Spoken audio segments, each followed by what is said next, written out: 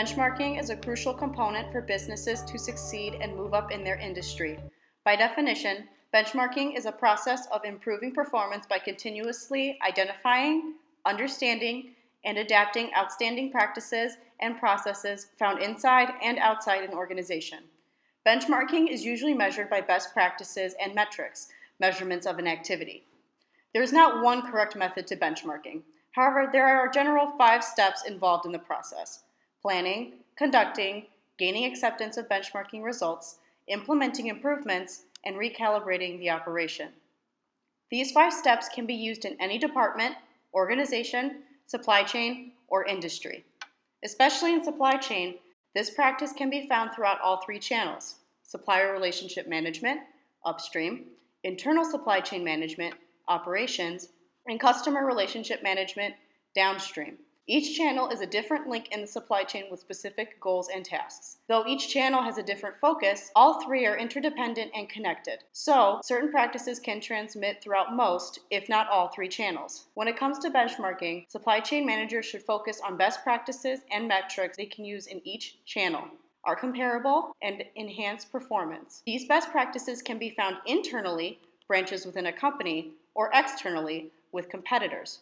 But how do we do the benchmarking process? How do we implement the 5 steps? How do we measure best practices? Throughout the length of this video, we will discuss and show how to follow a benchmarking process throughout all 3 supply chain channels. To simplify the explanation, we will use internal benchmarking, comparisons within a company, as an example. Internal benchmarking does not require outside data on competitors and is an easy way to improve practices within an organization. However, just because we are benchmarking against the best performing warehouse in the company, this does not mean we are superior in the field. Despite this limitation, this video will use internal benchmarking for teaching the benchmarking process and will use the following example. Let's say we decided to compare 2 warehouses within a supply chain business. Warehouse A is the best performing facility in the organization. Just look at the numbers on that scorecard. And Warehouse B has the worst performance. Their numbers clearly are not even close to Warehouse A's. After careful observations, researching data on best practices, collecting information on Warehouse's work ethic, and analyzing the 3 channels, it was concluded Warehouse B needed to improve their practices to be more like Warehouse A.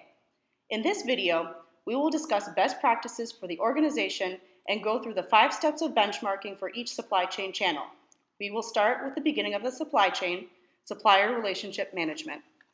Supplier relationship management is a comprehensive approach to managing an enterprise's interactions with the organization that supply the goods and services it uses. The goal of supplier relationship management is to streamline and make more effective the processes between an enterprise and its suppliers. One very important focus in this channel is the perfect order score.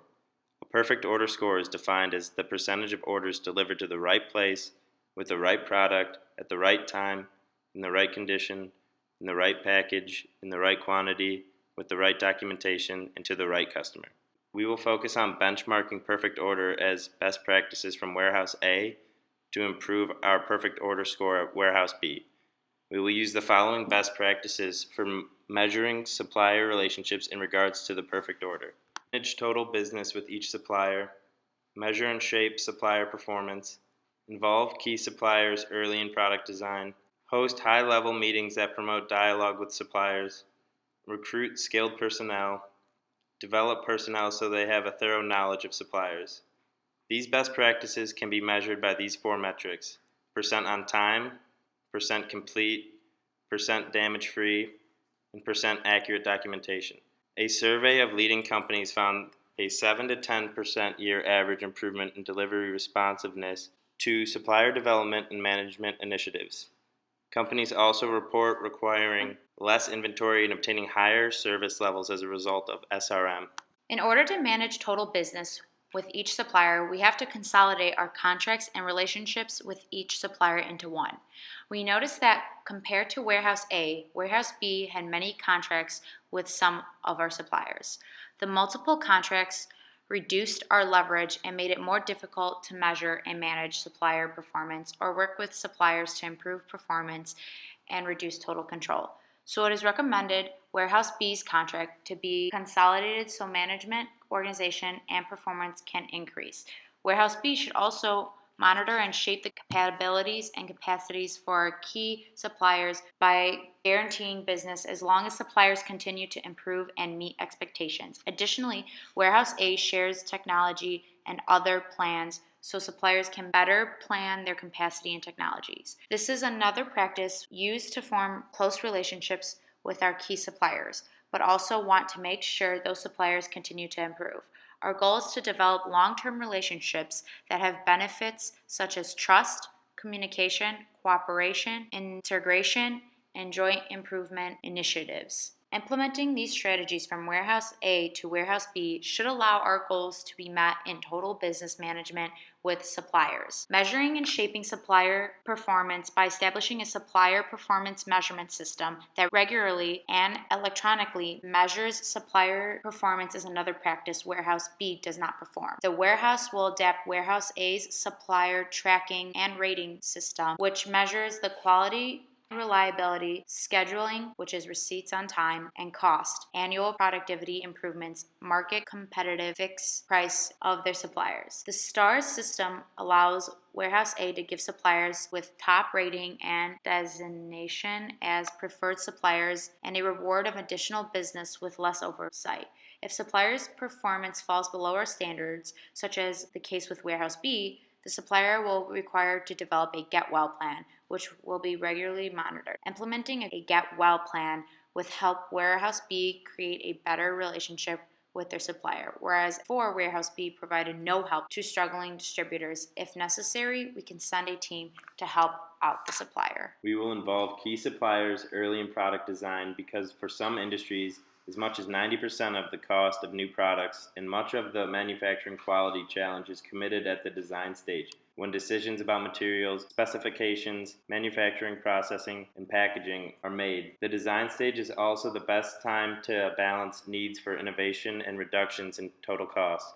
We want to leverage the supplier's design capabilities, knowledge of manufacturability, and innovation to improve the product. We will also host annual high-level supplier meetings, as Warehouse A does. The purpose is to demonstrate mutual commitment to the relationship, promote dialogue on expectations and ways to improve, share future plans and technology roadmaps, plan and highlight improvement efforts, and present supplier awards. Communication is key. Warehouse A is very successful because of the many skilled employees they have. We plan to recruit high-quality personnel with an array of skills. We will seek out people with good soft skills such as communications and problem solving. Other valid expertise include knowledge of the supply chain process improvement techniques. Example given, Lean, Six Sigma, Total Quality Management, and the enterprise's internal ordering and receiving processes, communication interfaces, and data systems. This knowledge of the buying enterprise's internal processes and practices helps SRM personnel interface and communicate with the suppliers. Lastly, we will develop personnel so they have a thorough knowledge of suppliers. Our SRM personnel need to know suppliers' processes, costs, capacities, and capabilities. They need to be able to work with and help suppliers develop or fix processes to meet current needs, as well as continually improve to meet future needs. The benefits and effective supplier relationship management program within a company are immense. The ultimate goal is to improve the relationship between the enterprise and its suppliers, but also to achieve a perfect order as consistently as possible. This is not an easy process. It requires collaboration and communication among many individuals and departments to create a superior supply chain. The best practices stated previously in this paper serve as a benchmark to improving SRM. First, they will ensure that businesses cooperate and collaborate with suppliers. Next, suppliers must be included in early product life cycles so that they develop a thorough knowledge of the product. Once a company has developed a contract with the supplier, they can then measure and shape their supplier based off of their performance. It is important that the contract is an agreement between the company and each supplier. Both parties should benefit from this. Furthermore, it is crucial that the top management hosts high-level meetings with suppliers regularly. Strategies or objectives change constantly. If there is any lack of communication or collaboration, it is quite certain that the outcome will be one that is not desired. Lastly, it is vital that the management recruits skilled personnel and that they continue to develop their skills. Best practices can change at any time, and it is important that your team is prepared and knowledgeable enough to make the proper adjustments in a swift manner. Next to be discussed is the operations or internal chain management portion of the company.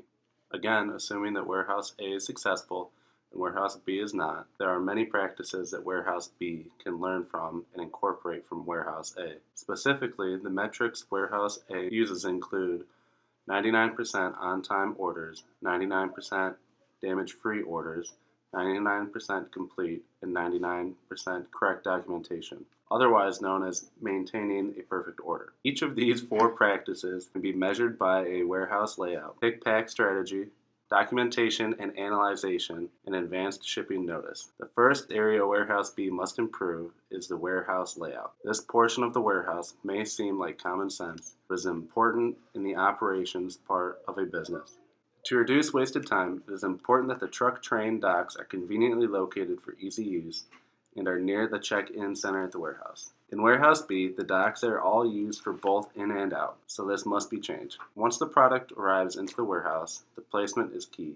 Aisles should be tall and use as much of the space as possible. The most popular items must be placed at the bottom and near the ends for easy access, which is not how things are laid out in Warehouse B, as B places items alphabetically. According to Jason Batter from the distribution team, a velocity-based layout is most efficient. In this system, items will first be sorted based on size into roughly 4 groups, as some shelves are taller than others. From there, the fastest moving items will be located closest to the shipping and receiving docks. By simply sorting items out better in the warehouse, all 4 aspects of a perfect order could be improved, especially percent on time, as items will be able to go in and out faster with a velocity-based layout. The second practice within operations that A should incorporate is a better pick and pack strategy. According to WERC, picking is the most labor-intensive, time-critical operation in the warehouse, so this must receive attention. The main goal of proper picking is to avoid bottlenecks, congestion, and ultimately to avoid shipping delays. Packing is also just as important, but proper picking sets up the packing. According to WERC,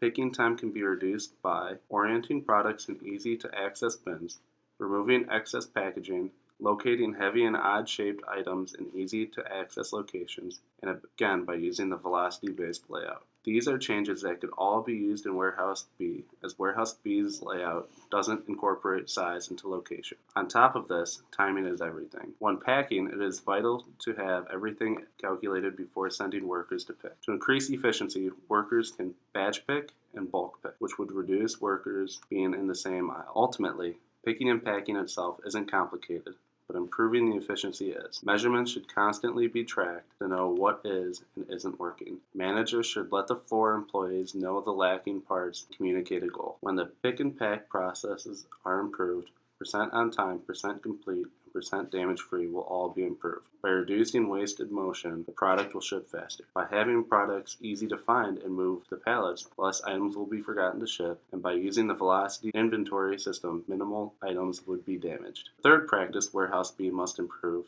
is documentation and analyzation. This is a pretty elementary idea, as it can be applied to anything, but has great upside within a warehouse. Specifically, truck in and out time, as well as employee accuracy, must be focused on. To get orders to the customer when they want it, it is important that truck or train in and out time be as quick as possible. By documenting every order, trucks can be assigned specific times for pickups and drop-offs to spread things out over the day and prevent backups. The truck must enter the dock, be checked in, then load their pre-packed products and check out in a timely manner. Then, proper documentation can be sent to the customer, and then it is up to the shipping company. Secondly, employee accuracy must be documented and analyzed.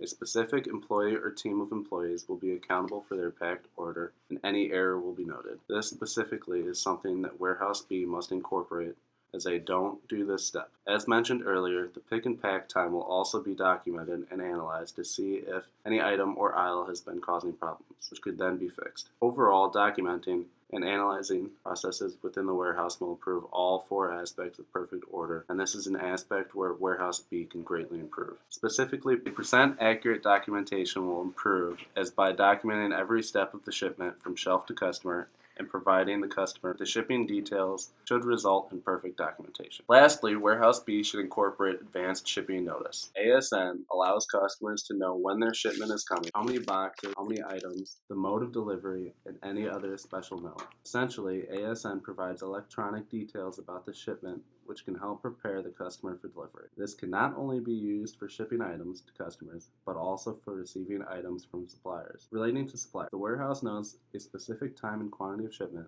Employees can have the dock ready and be able to unpack the order immediately. Same goes with the shipping to customers. The customer will know exactly when to expect their order, so there will be no surprises, and the customer will know if they are getting enough of what they want. ASN is done all electronically and will help greatly in the documentation aspect of a perfect order. Currently, Warehouse B isn't equipped with ASN technology, and they send one email confirmation, and assuming that proper documentation of receiving the shipment is done, ASN should help present accurate documentation on time. ASN should also increase the percent on time, as items will be unloaded faster from suppliers and shipped to the customer when they want it. To summarize, in the operations or internal supply chain management part of the company, Warehouse B could benefit by incorporating better practices in warehouse layout, pick and pack, documentation and analyzation, and ASN. All four of these practices individually benefit multiple aspects of a perfect order, and together overall performances in Warehouse B will greatly improve. Lastly, we have the downstream distribution process, otherwise known as the customer relationship management part of the supply chain. CRM is a term that refers to practices, strategies, and technologies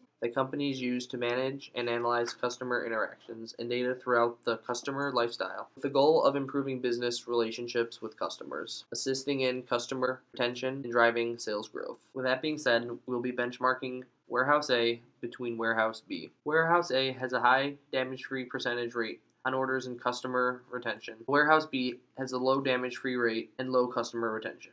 In this section of the presentation, we will be focusing on two key areas of the downstream process: customer satisfaction and order management. We will further break down these two specific metrics. Some of these metrics include percent on time, percent damage-free, lead time, and accurate documentation. First, let's provide a little background on the downstream process. Downstream from the assembly plant are distributors, shipping partners, and point of sale slopes along the way, such as wholesalers and retailers. One of the important downstream activities is inventory management. Distributors, wholesalers, retailers all strive to carry inventory in quantities needed to fulfill customer orders without overstocking. When operations are running smoothly, the distributors ship orders on time. When an order cannot be filled in a timely manner, this is called a stockout, and activity stagnates. Warehouse B constantly shows untimely filled orders, so this is most likely due to bad forecasting, causing a scarcity in inventory, thus unfulfilled orders. To improve Warehouse B, we will learn how to forecast like Warehouse A in order to maintain more stable and accurate inventory management. A second example of a downstream activity is customer service in the retail store. When the product finally reaches the customer, the downstream process focuses on the areas to keep customer satisfaction rate high. The downstream process focuses on these areas to keep the customer satisfaction rate high. One metric we can use to measure this percentage is damage-free rate. Percentage damage-free, clearly stated by the name, refers to orders that are not broken, bumped, scratched,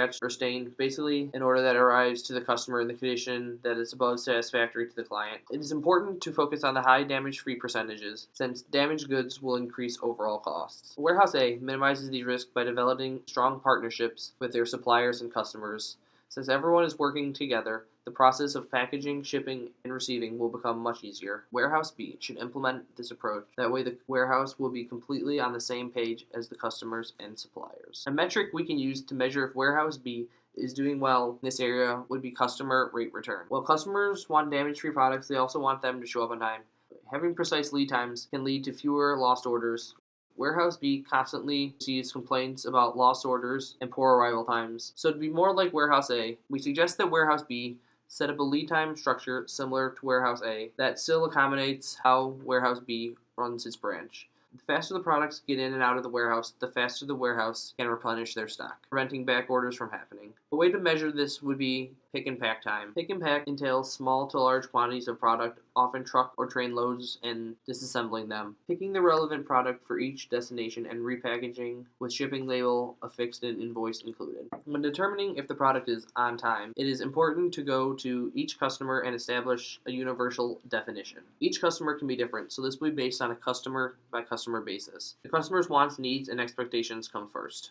Now that we have talked about the customer satisfaction side of the downstream process, let's move on to the order management side.